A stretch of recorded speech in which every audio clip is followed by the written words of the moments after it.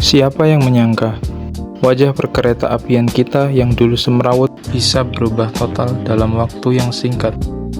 Hari ini, kita akan menelusuri jejak inspiratif seorang transformator sejati, Bapak Ignatius Jonan. Kisah ini bukan sekedar tentang kereta api, tapi tentang keberanian meruntuhkan ego birokrasi demi sebuah pengabdian. Tahun 2009, Pak Jonan menerima warisan PT KAI yang berada di titik nadir.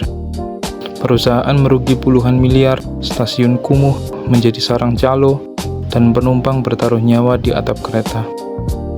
Namun, dengan latar belakang seorang banker, beliau tidak melihat ini sebagai kemustahilan, melainkan sebagai tantangan nilai berorientasi pelayanan. Beliau memulai perubahan dari hal yang paling dasar, yaitu adalah memperbaiki toilet. Bagi Jonan, jika mengurus toilet saja tidak mampu, jangan berharap bisa mengurus pelayanan publik yang jauh lebih besar. Langkah radikal beliau ambil.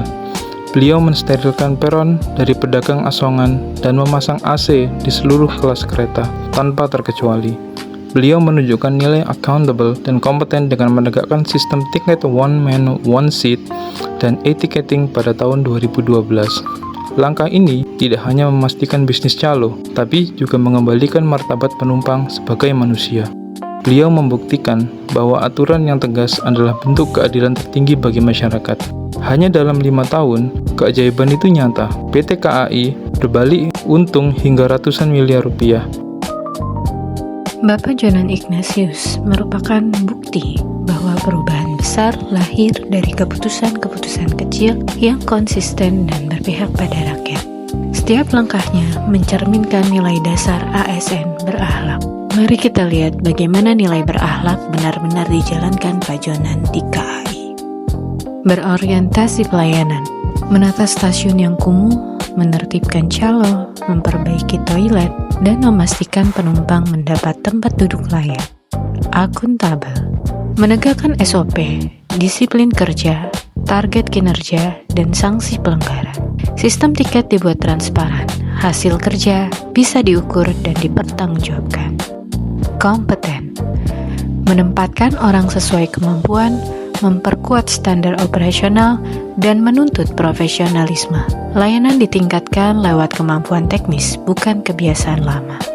Adaptif, mengubah budaya kerja lama PT KAI yang permisif menjadi disiplin dan berbasis kinerja. Sistem layanan diperbarui agar lebih efisien dan tertib. Harmonis, membangun kerja tim profesional, peran jelas, komunikasi tegas, tujuan sama. Kerja tidak berbasis kedekatan, tapi tanggung jawab. Loyal, kebijakan berpihak pada kepentingan publik, kepentingan penumpang didahulukan dari kepentingan kelompok atau kenyamanan internal. Kolaboratif, perubahan dijalankan lintas unit dan pemangku kepentingan operasional. Masalah layanan diselesaikan bersama, bukan sektoral. Perubahan KAI membuktikan satu hal, berakhlak itu kerja nyata, bukan jargon, bukan spanduk, tapi keputusan tegas, eksekusi konsisten, dan keberpihakan pada rakyat. Dari sebagai ASN, perubahan itu bisa kita mulai dari cara kita bekerja hari ini.